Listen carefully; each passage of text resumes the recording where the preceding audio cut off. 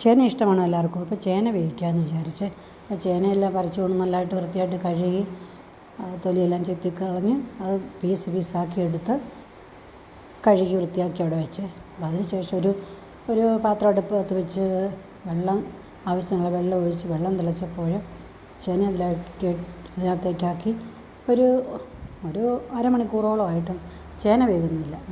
ഇപ്പോൾ ചേന വേകുന്നില്ലെങ്കിൽ കുറച്ച് വെളിച്ചെണ്ണ ഒഴിച്ച് കൊടുത്താൽ പെട്ടെന്ന് ചേന വേകും. അല്ലെങ്കിൽ കുറച്ച് തേങ്ങ ഇട്ടാലും മതി, ചേന പെട്ടെന്ന് വേകും.